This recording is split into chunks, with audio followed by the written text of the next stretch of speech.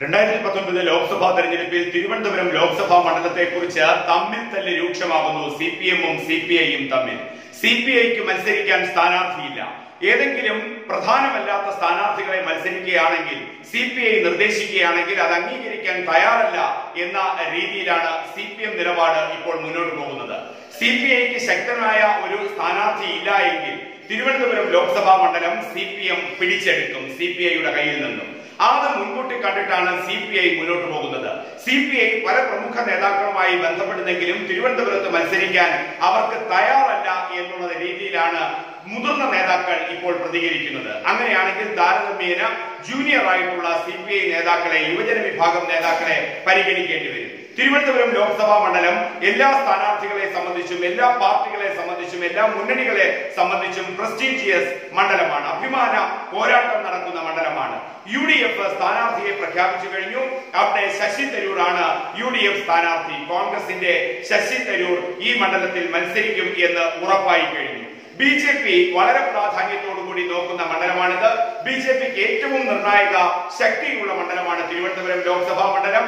അവിടെ O രാജഗോപാൽ 2014 മത്സരിക്കുമ്പോൾ 2ാം സ്ഥാനത്തെത്തുകയും പല അസംബ്ലി മണ്ഡലങ്ങളിലും 1ാം സ്ഥാനത്തെത്തുകയും ചെയ്ത മണ്ഡലമാണ്. എങ്കിൽ പോലും കോൺഗ്രസിന് ഏറ്റവും അധികം മുൻതൂക്കമുള്ള മണ്ഡലമാണ് തിരുവനന്തപുരം. അതിന്റെ പാരമ്പര്യം ആ തരത്തിലാണ്. അവിടെ CPI അല്ലെങ്കിൽ ഇടതുമുന്നണി ഏറ്റവും ശക്തനായ സ്ഥാനാർത്ഥിയെ നിർത്തുകയാണെങ്കിൽ CPIക്ക് അല്ലെങ്കിൽ ഇടതുമുന്നണിക്ക് വിജയിക്കാൻ കഴിയുന്ന മണ്ഡലമാണ് തിരുവനന്തപുരം. പക്ഷേ CPIക്ക് ആപ്റ്റായിട്ടുള്ള അല്ലെങ്കിൽ CPIക്ക് മത്സരം കാഴ്ചവെക്കാൻ കഴിയുന്ന ഒരു സ്ഥാനാർത്ഥി അവിടെ ഇല്ല എന്നാണ് CPMന്റെ വിലയിരുത്തൽ വരുന്നത്. അതുകൊണ്ട് തന്നെ CPM ഈ സീറ്റ് പിടിച്ചെടുക്കാൻ തീരുമാനിച്ചിരിക്കുന്നു. പല സീറ്റുകളും പിടിച്ചെടുക്കുന്നത് സംബന്ധിച്ച് LDFൽ വലിയ തോതിൽ ആശയക്കുഴപ്പങ്ങളും പോരാട്ടവും കഴിഞ്ഞ നാളിലൊക്കെ ഉണ്ടായിരുന്നു. MP വീരേന്ദ്രകുമാറിന്റെ പരാതിയും മുന്നണി വിടലും ഒക്കെ സീറ്റ് പിടിച്ചെടുക്കലിന്റെ ഭാഗമായിട്ടാണ്. അതേപോലെ തിരുവനന്തപുരം സീറ്റ് പിടിച്ചെടുക്കാൻ CPM തയ്യാറാകുന്നു. CPI വിട്ടുവീഴ്ച ചെയ്യേണ്ടി വരും, അല്ലെങ്കിൽ CPI സീറ്റ് വെച്ചു മാറേണ്ടി വരും.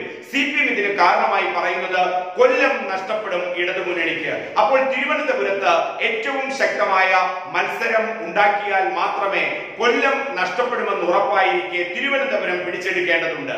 അങ്ങനെ തിരുവനന്തപുരം പിടിച്ചെടുക്കേണ്ട ഒരു സാഹചര്യം ഉണ്ടാവണമെങ്കിൽ അതിശക്തമായ ഒരു സ്ഥാനാർത്ഥിയെ നിർണയിക്കാൻ കഴിയണം, നിശ്ചയിക്കാൻ കഴിയണം. CPIയുടെ മണ്ഡലമാണ് തിരുവനന്തപുരം. അതിന്റെ ബാധ്യത CPIക്കാണ്. പക്ഷേ CPIയുടെ വീഴ്ചകൾക്കും വിള്ളലുകൾക്കും തലവെച്ചു കൊടുത്ത് മുഖം നഷ്ടപ്പെടുത്തേണ്ട ബാധ്യത CPMനില്ല, മുന്നണിക്കില്ല. അതുകൊണ്ട് തന്നെ തിരുവനന്തപുരം സീറ്റ് പിടിച്ചെടുക്കാൻ CPM മുന്നോട്ട് പോകുമ്പോൾ CPI രണ്ടും കൽപ്പിച്ചാണ് തിരുവനന്തപുരത്ത് നിൽക്കുന്നത്. CPIയുടെ അഭിമാന പ്രശ്നമാണ്. 2014 ഈ പേയ്മെന്റ് സീറ്റ് എന്നുള്ള രീതിയിലായിരുന്നു CPI ആരോപണം നേരിട്ടത്. CPI സ്ഥാനാർത്ഥി, ഇടതുമുന്നണി സ്ഥാനാർത്ഥി 3ാം സ്ഥാനത്തേക്ക് പിന്തള്ളപ്പെടുകയും ചെയ്തു. ആ ഒരു അവസ്ഥ CPM അംഗീകരിക്കില്ല. ഇത്തവണ തിരുവനന്തപുരം നേടേണ്ടതുണ്ട്. ഇടതുമുന്നണിയെ സംബന്ധിച്ചിടത്തോളം CPI ഏറ്റവും പ്രധാനപ്പെട്ട സ്ഥാനാർത്ഥിയെ നിശ്ചയിച്ച് മുന്നോട്ട് പോയില്ല എങ്കിൽ ഈ സീറ്റ് നഷ്ടപ്പെടുമെന്ന മുന്നറിയിപ്പ് CPM കേന്ദ്രങ്ങൾ നൽകി കഴിഞ്ഞു. CPIയും ഇതുമായി ബന്ധപ്പെട്ട് വലിയ തോതിൽ തന്നെ ആശയ സംഘർഷത്തിലാണ്. CPIക്ക് ഒരു നിലപാടെടുക്കാൻ കഴിയുന്നില്ല.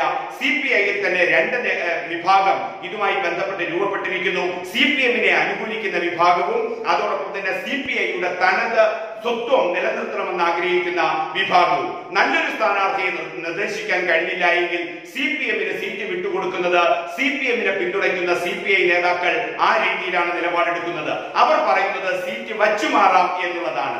സീറ്റ് വച്ചുമാറുന്ന ഒരു ധാരണയിലേക്ക് പോകാമെന്നുള്ളതാണ്. പക്ഷേ കാനം രാജേന്ദ്രനുമായി ബന്ധപ്പെട്ട വിഭാഗം അത് അംഗീകരിക്കുന്നില്ല. CPIയുടെ സ്വത്വം നിലനിർത്തേണ്ടതുണ്ട്. അതുകൊണ്ട് തന്നെ CPI അവിടെ മത്സരിക്കണം, മുന്നണി മര്യാദ പാലിക്കണം. മറ്റൊരു പാർട്ടിയുടെ സീറ്റിലേക്ക് വലിയേട്ടൻ മനോഭാവത്തോടെ ഇടപെടുന്നത് അംഗീകരിക്കാൻ പാടില്ല, അംഗീകരിക്കരുത്, അത് നടപ്പാക്കരുതെന്നാണ് ഈ കാനം രാജേന്ദ്രനോടൊപ്പം ചേർന്ന് നിൽക്കുന്ന വിഭാഗം പറയുന്നത്. എന്തായാലും തിരുവനന്തപുരം ലോക്സഭാ സീറ്റിനെ സംബന്ധിച്ച് ഇടതുമുന്നണിയിൽ ഏറ്റവും വലിയ തർക്കം നിലനിൽക്കുന്നു.